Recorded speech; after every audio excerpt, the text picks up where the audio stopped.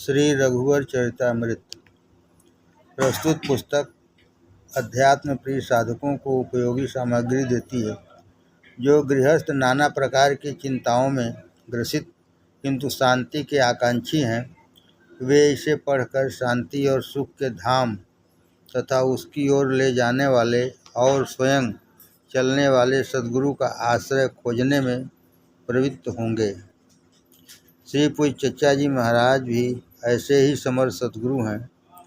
उनके जीवन से संबंधित जो वृत्तांत और चरित्र इस पुस्तक में दिए गए हैं, वे व्यथित मानव को आश्वासन देने वाले हैं। जो साधक पहले से ही साधना में लगे हुए हैं, उनके मार्ग में आने वाली कठिनाइयों का हल भी इस पुस्तक में मिल जाएगा। परमपिता परमेश्वर की अमृत संतान अपने अमृत छिपे अमृत के खजाने को अनुभव कर सकें, यही इस पुस्तक के लिखने का एकमात्र प्रयोजन है। शृण्वन्तु विश्वे अमृतस्थ पुत्राः।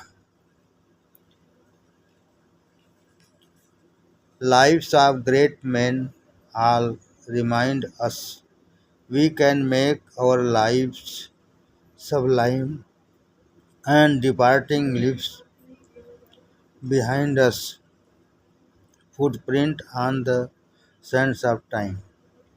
महापुरुषों के जीवन चरित्र कराते हमें स्मरण दिन रात, बना लें हम जीवन को उच्च, करें सत्कर्म शुभ और दात, छोड़ जावें अपने पद चिन्ह धरा पर अचल मृत्यु पश्चात। काल की सैकत राशि अनंत, उन्हीं से रहे सदा प्रतिभात।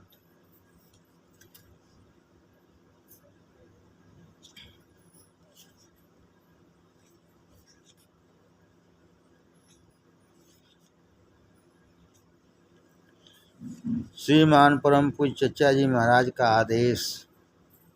भक्तों के गुण गाओ, देखो संसार में किस मार्ग से चलकर ईश्वर के पाद पद्मों का दर्शन उन्होंने किया है, कैसे वे प्रेम के मार्ग पर दृढ़ रहे। बाहरी शास्त्रों के पढ़ने से ईश्वर समीपता नहीं प्राप्त होती। बाहरी शास्त्रों के पढ़ने से ईश्वर समीपता नहीं प्राप्त होती है। मनुष्य केवल 2.5 अक्षर प्रेम का पढ़ने से पंडित बनता है। गुरु वंदना। ओम सहनावतु सहनो भुनक्तु सह वीर्यं करवावहै तेजस्विनावधीतमस्तु मां विद्विषावहै। हे पिता परमात्मा, आप हमारे पूज्य गुरुदेव की और हमारी एक साथ रक्षा करें। हम सब इस ब्रह्म विद्या रूपी अमृत कुंड में एक साथ डुबकी लगाएं। हम सबको आत्मबल प्राप्त हो, हम सब तेजधारी बने और कभी किसी से द्वेष न करें। मंगलम गुरुदेव मूर्ति, मंगलम पद पंकजम, मंगलम अव्यक्त अनुपम, मंगलम जल रंजनम, मंगलम निर्वाण सद्गति, मंगलम भवगंजनम, मंगलम ज्ञान स्वरूपम, मंगलम सत आसनम। धन्य महिमा आपकी है, धन्य अद्भुत ज्ञान है, धन्य शुभ अनुमान है और धन्य शुभ परमान है। भक्ति दीजिए नाम की, यह नाम उल्टा जाप हो। नाम ही में करनी रहनी, नाम तोल और माप हो। जीते जी दर्शन मिले, सुख भोग का संयोग हो। साधना संपन्नता, अनुभव का सच्चा योग हो। महर्षि शिवव्रत लाल।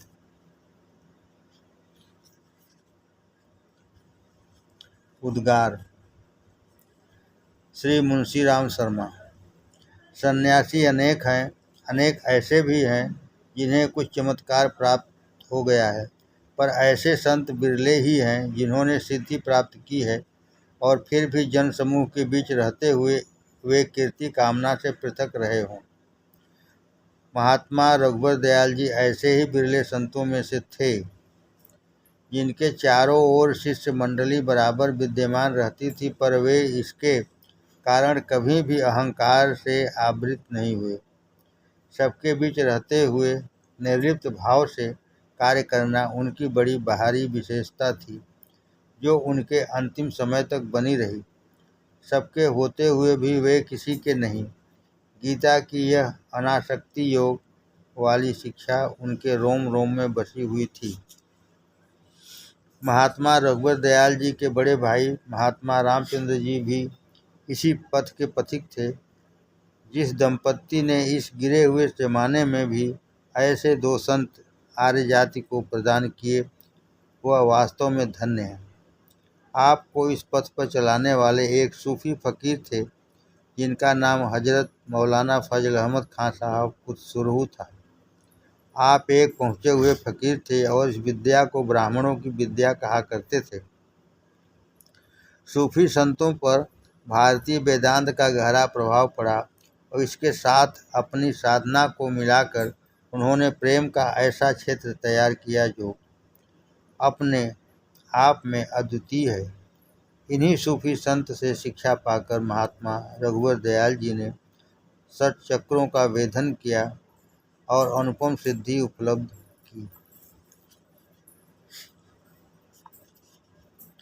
महात्मा जी अपने घर पर ही रहते थे। कबीर के शब्दों में गृहस्थ होते हुए भी वे सच्चे अर्थों में विरक्त थे। घर पर ही सत्संग लगा करता था। सत्संग का मुख्य समय जो तो शाम को रहा करता था, जब आप माला जपा करते थे, पर वैसे आपका दरबार दिन भर खुला रहता था और किसी व्यक्ति को भी आने से मना नहीं किया जाता था। अनेक व्यक्ति अपनी अपनी मुरादें लेकर जाते थे। अनेक व्यक्ति शुद्ध साधना की दृष्टि से जाया करते थे, जिनमें डॉक्टर, वकील, प्रोफेसर, डिप्टी कलेक्टर आदि सभी प्रकार के व्यक्ति रहते थे। वहां जाकर मैंने किसी को भी मायूस होते न पाया। सभी को कुछ न कुछ प्राप्त हुआ। किसी को संतान, किसी को धन, किसी को संयम, किसी को शांति। जो जिस कक्षा और आकांक्षा का था उसे उसमें सफलता प्राप्त हुई। सत्संगी आपके पास जाकर प्रायः चुपचाप बैठ जाते थे। विशेष रूप से जब आप माला हाथ में लेकर जाप किया करते थे, तब तो सबको अपनी वृत्तियों को अंदर ले जाना पड़ता था। सत्संग का यह समय अत्यंत शांत वातावरण को उत्पन्न कर देता था और इसी समय महात्मा जी माला जपते हुए कभी कभी ऐसा गहरा गोता लगाते थे जैसे अपने इष्ट देव के समीप पहुंच रहे हों। सत्संगियों को भी इस समय कुछ न कुछ चमत्कार प्रकट होता हुआ दिखाई देता था। ये अनुभव की बातें हैं जिन्हें प्रकट करना कठिन है। उपदेश प्रायः कम होता था, पर होता था। कभी कभी तो महात्मा जी ऐसे बातें कह देते थे जो आगंतुक महानुभावों को अनुभूत व भावना का चित्र कही जा सकती है। साधारण शिक्षा की बातें भी कभी कभी आपके मुखारबिंद से निकल जाती थी और कभी कभी हंसी मजाक, देश विदेश के समाचार आदि भी चला करते थे। निर्माण के समय आपकी अवस्था 73 वर्ष की थी। आपके ज्येष्ठ पुत्र भी एक पहुँचे हुए फकीर हैं। छोटे पुत्र भी अत्यंत शांत और शुद्ध हृदय वाले हैं। महात्मा जी विगत कई वर्षों से शरीर से अस्वस्थ हो गए थे। दिल के पास दर्द उठा करता था। अंतिम समय भी शनिवार तारीख 7 जून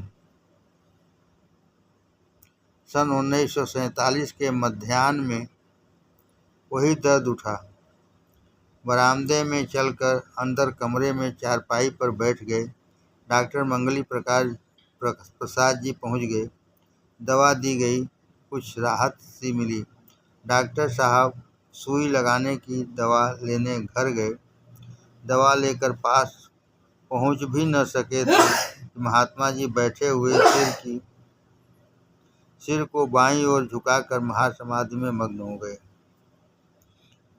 अपने मझले पुत्र को पहले ही कचहरी भेज चुके थे। अंतिम समय उनके पास उनकी धर्मपत्नी मुंशी श्याम बिहारी लाल जी और डॉक्टर साहब थे। आपकी समाधि हमीरपुर रोड पर गौशाला के पास 7वें मील पर बनाई गई है। तीसरे दिन सत्संगियों ने महात्मा जी के लिए 70,000 बार ओम शांति का पाठ किया। तारीख 18 जून को समाधि के स्थान पर भी भंडारा हुआ, जिसमें महात्मा जी के सभी प्रेमी सत्संगी सम्मिलित हुए। महात्मा जी के निर्माण से आर्यनगर कानपुर सूना हो गया। एक महान विभूति उठ गई। परमात्मा दिवंगत आत्मा को शांति और उनसे संबंधित सभी व्यक्तियों को धैर्य प्रदान करें। कबीर के शब्दों में, योगी था जो सो रम गया, आसन रही भभूत। महात्मा जी की जैसी फकीराना जिंदगी थी, वैसी उनकी मोक्ष भी हुई। धन्य है संत और धन्य है उनका परिवार, जो देश में दूर दूर तक फैला हुआ है। संत किसी के भी नहीं और सबके होते हैं। महात्मा जी का जीवन इसका ज्वलंत उदाहरण है।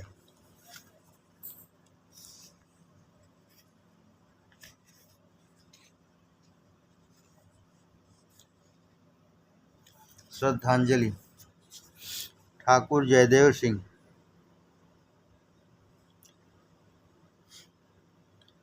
परम संत समर्थ सद्गुरु श्री महात्मा रघुवर दयाल जी के विषय में मेरे कुछ अनुभव। सन 1934 की बात है। मैं उन दिनों डीएवी कॉलेज कानपुर में अध्यापक था।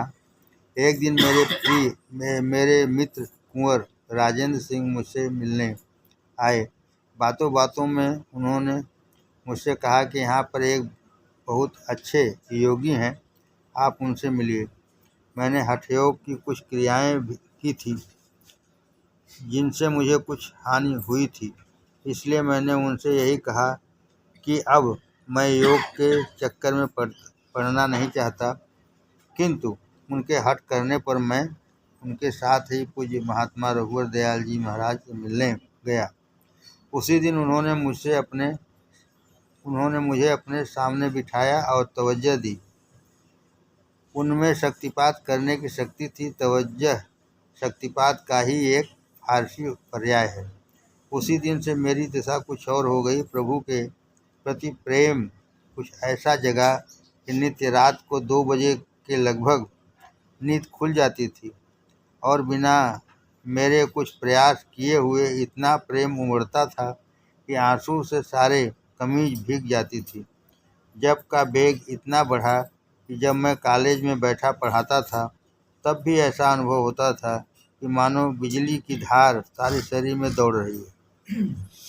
गुरु कृपा से धीरे धीरे कुछ आध्यात्मिक अनुभव होने लगा, जिसका प्रकाशन करना गुरु महाराज ने मना कर दिया था, इसलिए उसके विषय में कुछ लिख नहीं सकता। केवल उनके अनुग्रह के 2-1 उदाहरण देकर अपनी श्रद्धांजलि अर्पित करना चाहता हूँ। गुरु महाराज ने मुझे आदेश दिया था कि साधना में कभी तुम्हें कुछ कठिनाई प्रतीत हो तो मेरा स्मरण कर लेना। साधना में कभी तुम्हें कुछ कठिनाई प्रतीत हो तो मेरा स्मरण कर लेना। एक दिन साधना करते समय मुझे कुछ ऐसी निर्बलता का अनुभव हुआ कि जान पड़ा कि मैं अभी बेहोश होकर गिर पड़ूंगा। मैंने झट गुरु जी की याद की। वह उस समय कानपुर से कहीं बाहर गए हुए थे। क्षण भर में ऐसा लगा कि मानो कोई विशाल शक्ति मुझे संभाल रही है। मुझे उसने गिरने से बचा लिया और शरीर भर में एक अभूत साहस और बल का संचार हो गया। गुरुजी उसके दूसरे दिन लौटकर कानपुर आए। मैं उनसे मिलने गया। प्रणाम करके मैं बैठा ही था कि उन्होंने झट कहा कि कल जब तुम्हें भयंकर निर्बलता प्रतीत हो रही थी, तब हम शाहजहांपुर में थे। आशा है तत्काल बल का संचार हो गया होगा। एक बार सन 1944 में मैं जब ऑवेल में था तो साधना करते समय मेरुदंड में एक विचित्र गर्मी सी जान पड़ी और जान पड़ा कि अभी हृदय की गति रुक जाएगी। मैंने तत्काल गुरुजी का स्मरण किया और पुनः एक विचित्र बल का अनुभव किया। उसके तीसरे दिन कानपुर से गुरुजी का पत्र मिला, जिसमें उन्होंने लिखा था, तुम्हारी साधना एक ऐसी स्थिति में है जबकि यह आवश्यक है कि 2-4 दिन तुम मेरे सामने साधना करो। मैं छुट्टी लेकर कानपुर गया और उन्होंने कुछ दिनों अपने सामने साधना करवाई, जिससे मुझे बहुत लाभ हुआ। उनकी कृपा का एक और उदाहरण देकर अपनी श्रद्धांजलि समाप्त करूंगा। सन 1939 या 40 की बात है। एक कार्यवश मुझे उड़ीसा में गंगापुर जाना पड़ा। मैं रात को झारसुगड़ा जंक्शन पर लेटा हुआ था। प्रातः बस से मुझे गंगापुर जाना था। रात को 2 बजे गुरुजी स्वप्न में आए और कहा कि तुम यहाँ क्यों पड़े हो? तुम्हारे पिता को फालिज मार गया है। तुम शीघ्र घर जाओ। मेरा घर उत्तर प्रदेश में बस्ती जिले के सोहरतगढ़ गांव में था, जो कि झारसुगड़ा से 1000 मील से भी अधिक दूर होगा। मेरे साथ मेरे गांव के एक पंडित जी भी थे। प्रातः उठते ही मैंने उन्हें अपने स्वप्न के विषय में बतलाया और कहा कि अब आगे न जाकर मैं घर वापस जाऊंगा। प्रातः मैं घर के लिए रवाना हो गया। दूसरे दिन जब गोंडा स्टेशन पहुंचा तो वहां गांव का एक आदमी मिला। मैंने गांव का हाल पूछा तो उसने कहा कि आपके पिता को पक्षाघात का आक्रमण हो गया है। घर पहुंचने पर देखा कि मेरे पिताजी पक्षाघात के कारण शय्याग्रस्त थे। यह ग्रीष्मावकाश की बात है। अवकाश समाप्त होने पर जब मैं कानपुर गया और गुरुजी से मिलने गया तो मिलते ही उन्होंने पहला प्रश्न यही पूछा, कहिए आपके पिताजी की तबीयत अब कैसी है? इन सब उदाहरणों से यह सिद्ध है कि गुरु महाराज की एक अद्भुत विशाल चेतना थी, जिसके कारण वह अपने सभी शिष्यों से दिन रात संपर्क बनाए रखते थे। उनकी उदारता और कृपा का कोई अंत न था। उनमें अहम भाव बिल्कुल छू तक नहीं गया था। उनकी चेतना एक ऐसे धरातल पर थी कि वह सारे संसार से एकत्व का अनुभव करते थे। यही कह सकता हूँ कि वह अपने जीवन में फिर ऐसा योगी नहीं मिला। श्रद्धांजलि। भोलानाथ जी भल्ले। यह सेवक श्री पूज्य गुरुदेव महाराज जी की सेवा में सन 1925 ईस्वी में एक मित्र द्वारा पहुंचा था। उस समय शुरू में मेरे विचारों में कदापि यह बात नहीं उत्पन्न हुई थी कि मैं किसी महात्मा या संत से मुलाकात करने जा रहा हूँ, क्योंकि उस समय तक मेरा यह विश्वास था कि संत महात्मा गृहस्थी में हो ही नहीं सकते। किंतु तत्पश्चात कुछ ऐसी घटनाएं घटी जिनसे मेरा विश्वास बिल्कुल बदल गया और मुझे यकीन हो गया कि संत महात्मा और अवतार जिनका प्रादुर्भाव संसार के प्राणियों की भलाई के लिए होता है, वे केवल गृहस्थी में ही पाए जाते हैं। कुछ थोड़ी सी घटनाएं जो उनके जीवन काल में मेरे साथ घटी, उनका विवरण संक्षेप में नीचे दे रहा हूँ। सन 1925 में जब मैं सरकारी नौकरी के सिलसिले में ट्रेनिंग करने हेतु गया, उसी समय से मुझे श्री पूज्य गुरुदेव महाराज के यहाँ भी जाने का सुअवसर प्राप्त हुआ। उस समय मेरे जीवन का लक्ष्य और ध्येय केवल 2 थे। पहला उचित अथवा अनुचित ढंग से खूब धन पैदा करना, दूसरा खूब ऐश करना और मौज उड़ाना। इन दोनों बातों को मैंने महाराज जी से भी बिल्कुल स्पष्ट शब्दों में बतला दिया था, जिसे सुनकर वे कुछ बोले नहीं। किंतु जब मैं ट्रेनिंग करके आया और सरकारी नौकरी में स्थायी रूप से कार्य करने लगा, तब इन्हीं दोनों संकल्पों से मेरी तबीयत हट गई और मैंने महाराज जी से यह प्रार्थना की कि मैं अपना जीवन पूर्ण शांति से व्यतीत करना चाहता हूँ। उन्होंने दुआ की कि खुदा ऐसा ही करे और साथ ही साथ मुझे समझाया कि जिसके प्रारब्ध में जितना धन मिलना है उसे अवश्य मिलेगा, चाहे वह उसे ईमानदारी से प्राप्त हो अथवा बेईमानी से। जिसके प्रारब्ध में जितना धन मिलना है उसे अवश्य मिलेगा, चाहे वह उसे ईमानदारी से प्राप्त करे अथवा बेईमानी से। उनका यह अमूल्य मंत्र मेरी समझ में आ गया। इसी कारण मैं अपनी मुलाजमत में काफ़ी सफल रहा। सन 1928 की घटना है। दोपहर का समय था। महाराज जी ने मुझसे पूछा कि तुम जवानी में आराम करना चाहते हो या बाद में। मैंने तुरंत प्रार्थना की कि महाराज, जवानी का समय तो किसी न किसी प्रकार कट जाएगा, किंतु बुढ़ापा बड़ा कष्टदायक होता है। उस समय का कष्ट सहन करना शक्ति से बाहर की बात होती है। अतः महाराज जी ने दुआ की और फरमाया, खुदा चाहेगा तो ऐसा ही होगा। सन 1928 से लेकर सन 1937 तक पारिवारिक, शारीरिक और आर्थिक कष्टों और दुखों का तांता ऐसा बधा कि कभी कभी बड़ी उधेड़-बुन में पड़ जाना पड़ा। वेतन की कमी के कारण खाने पीने के लाले पड़ जाते थे। सन 1929 में बीमारी का भारी प्रकोप हुआ और तब नौकरी से इस्तीफा देने की नौबत आ गई। पर महाराज जी ने मेरे हृदय को शांति रखते हुए सारे कष्ट इतने सरल ढंग से भुगतवा दिए जो अवर्णनीय है। सन 1926 ईस्वी में आर्यनगर के मकान में दोपहर के समय महाराज जी ने पूछा, घबराते तो नहीं हो? मैंने उत्तर दिया, जब आप मेरे साथ हैं तो न मुझे कोई चिंता है और न कोई कभी रही है। उस समय मुझे याद है उन्होंने दुआ की और फरमाया कि मियाँ, जो तुम्हारे कांटे थे वे फूल हो जाएंगे। तब से 1937 से 1957 तक मेरी नौकरी के समय मेरी बराबर पदोन्नति होती रही और कोई कष्ट नहीं हुआ। और उनकी दया व कृपा से इस समय तक कोई कष्ट नहीं है, जैसा उन्होंने दुआ की थी। सन 1936 में यह भी फरमाया कि याद रखो, कोई संत महात्मा या फकीर किसी की किस्मत नहीं पलट सकता।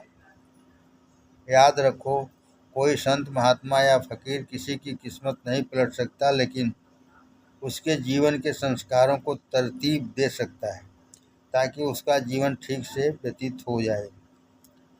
यही मेरे साथ भी उन्होंने किया था। सन 1934 की बात है।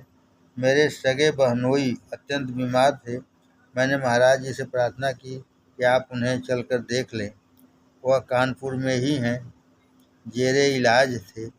मेरे आग्रह पर आकर देखा और कुछ बोले नहीं। उसके बाद ही महाराज जी के साथ मैं और दूसरे सत्संगी भाई राजा साहब खजूर गांव, जिला प्रतापगढ़, जिन्होंने अपनी प्रबल इच्छा कई बार महाराज जी के दर्शनार्थ प्रकट की थी, के यहाँ गए हुए थे। उनके यहाँ 3 दिन मुकाम करने के पश्चात हम लोग शाम को फतेहपुर वापस आ गए। पहुँचते ही महाराज जी ने मुझसे कहा कि तुम तुरंत कानपुर वापस जाओ। मैंने कहा भी कि मेरी अभी बहुत छुट्टी बाकी है, मैं आपके पास रहना चाहता हूँ, वहाँ क्या करूँगा। लेकिन उन्होंने फरमाया, नहीं, तुम फौरन जाओ। मैं 10 बजे रात में अपने घर पहुँचा और देखा कि मेरे बहनोई का स्वर्गवास हो चुका है और सब लोग फर्रुखाबाद जाने की तैयारी में हैं। अतः मैं भी रात में ही फर्रुखाबाद गया और उनकी अंत्येष्टि क्रिया में सम्मिलित हुआ। जब महाराज जी आए, उनसे मैंने सारी बातें बतलाई। तब उन्होंने फरमाया, इसी कारण मैंने तुम्हें ज़बरदस्ती भेजा था, क्योंकि तुम्हारी वहाँ ज़रूरत थी। सन 1942 ईस्वी की घटना है।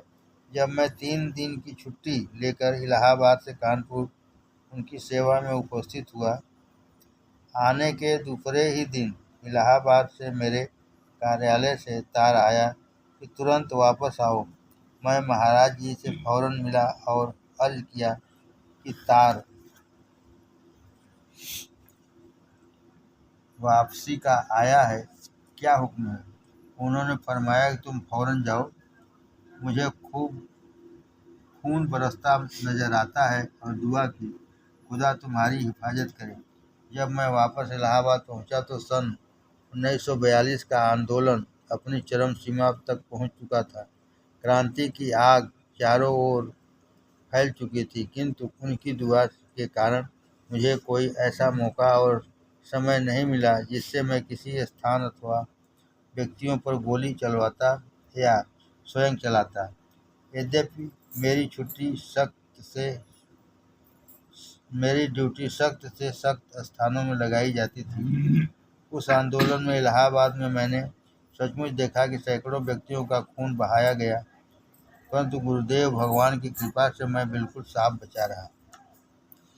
इसी प्रकार श्री महाराज जी से संबंधित बहुत घटनाएं और चमत्कार हैं।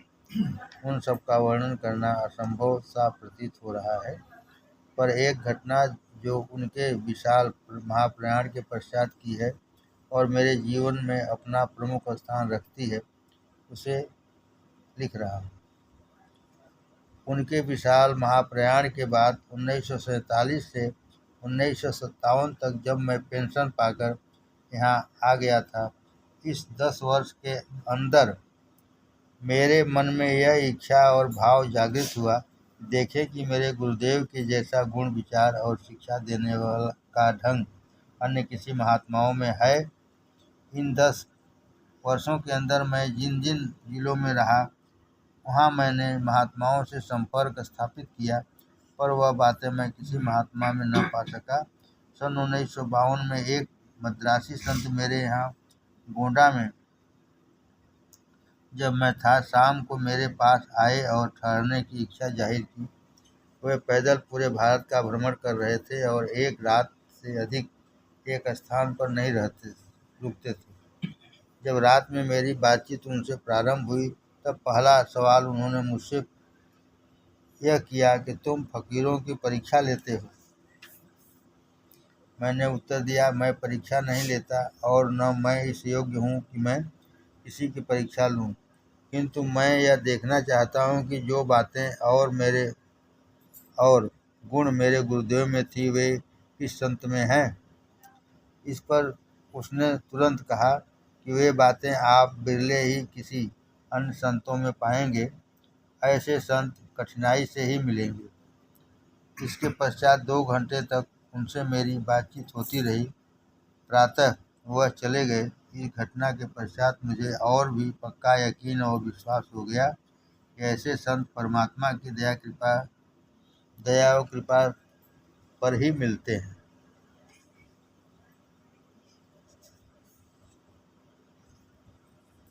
भूमिका प्रोफेसर कालीशंकर भटनागर। वह धूप थी जो साथ गई आफताब की। प्रस्तुत पुस्तक श्री रघुवर चरितमृत के सृजन काल में और उसके संपूर्ण होने के बाद भी मुझे उसके अध्ययन का सौभाग्य प्राप्त हुआ। उसके भावी पाठकों के समान मैं भी ग्रंथ के रचयिता श्री डॉक्टर रामनारायण जी वर्मा और उनके सुपुत्र डॉक्टर PC वर्मा को इस सुंदर ग्रंथ की रचना पर बधाई देता हूँ। अनेक बाधाओं के होते हुए भी वे इतनी अमूल्य सामग्री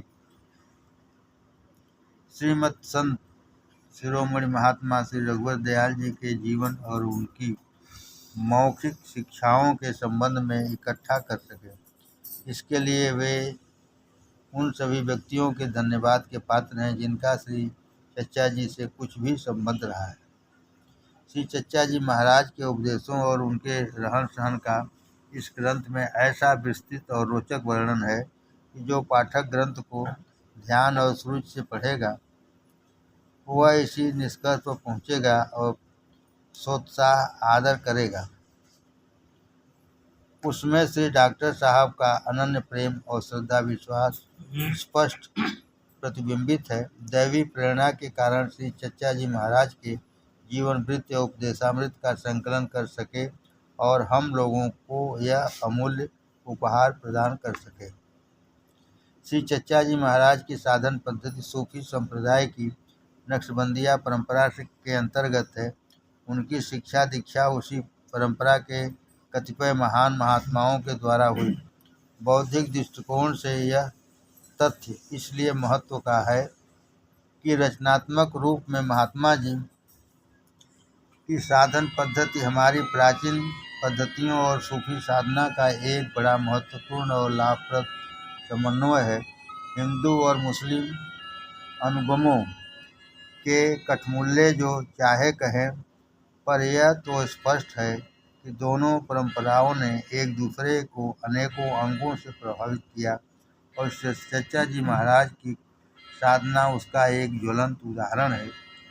उनकी साधन पद्धति मुख्यतः सूफी थी, पर वे सब धर्मों, सब साधनाओं और सब भावनाओं का समान आदर करते थे।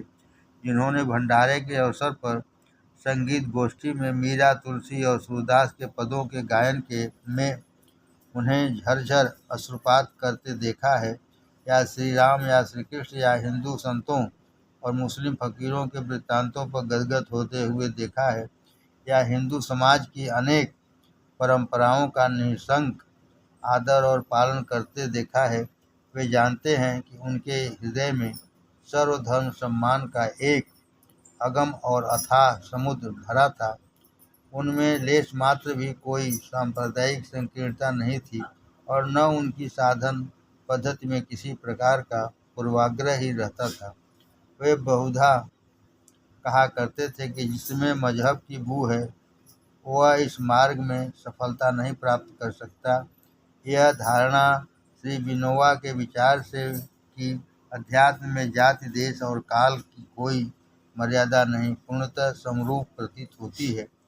वस्तु स्थिति भी यही है कि सूफी साधना और हमारी भक्ति योग साधना में गुरु के प्रति अनन्य श्रद्धा और विश्वास, ईश्वर के प्रति आत्मसमर्पण, साकार ध्यान, सत्संग एक समान है। सबसे बड़ा अंतर केवल इतना है कि सूफी साधना में गुरु द्वारा शक्तिपात और उसके द्वारा शिष्य का आध्यात्मिक आरोहण कराना यह सामान्य नियम है। शिष्य का जीवन शोधन भी गुरु का प्रमुख कार्य है। श्री चचा जी महाराज बहुधा कहा करते थे कि उनका काम तो धोबी का है, क्योंकि वह अपने शिष्यों के चित्त की मलिनता दूर करने का अथक परिश्रम सदैव करते रहते थे। इसके अनेक उदाहरण प्रस्तुत ग्रंथ में दिए गए हैं और सब सत्संगी स्वानुभव से भी बता सकते हैं। प्रत्येक पुस्तक में अनेक तात्विक प्रसंग भी सम्मिलित हैं, जिनका संबंध योग विद्या से है। यह अनुभव का विषय है। सूफी मुहावरे में इल्म सीना है और गुरु शिष्य को व्यक्तिगत रूप से इसका अनुभव कराता है। यह विद्या केवल पठन पाठन से नहीं प्राप्त की जा सकती। श्री चचा जी महाराज की भक्त वत्सलता, सौजन्य, उदारता, अनन्य ईश्वर प्राणिधान, तप एवं यथार्थ मानवता के अनेकानेक उदाहरण प्रस्तुत पुस्तक में दिए गए हैं, परंतु मुझे खेद है कि उनकी सामान्य हास्य प्रियता का वर्णन कुछ कम है। उनका सत्संग, अध्यात्म प्रशिक्षण और चित्त शोधन का तो साधन था ही, पर उसमें अपार मनोरंजन भी रहता था। पौन घंटे के करीब मौन सामूहिक ध्यान के बाद विभिन्न किस्से, कहानी, दृष्टांत और सूचनाओं के माध्यम से दिल खोलकर हंसने का अवसर भी आता था। तदनंतर सत्संगी अत्यंत हल्के फुल्के होकर अपने अपने घर मानो हवा में घोड़े पर सवार होकर जाते थे। सत्संग में गंभीरता और उसके पश्चात निश्चिंत जीवन की प्रफुल्लता का एक विचित्र मिश्रण रहता था। क्या यह आशा करना ठीक न होगा कि पुस्तक के आगामी संस्करण में इस अंग पर भी और अधिक प्रकाश डाला जाए और श्री चचा जी महाराज की आकर्षक हास्यप्रियता के अधिक उदाहरण दिए जाएं। मैं पुनः श्री डॉक्टर साहब और उनके सुपुत्र को श्री चचा जी महाराज के शिष्यों और संबंधियों की ओर से और अपनी ओर से इस मूल्यवान, लाभप्रद, सोचक पुस्तक रूपी उपहार के लिए बधाई और धन्यवाद देता हूँ।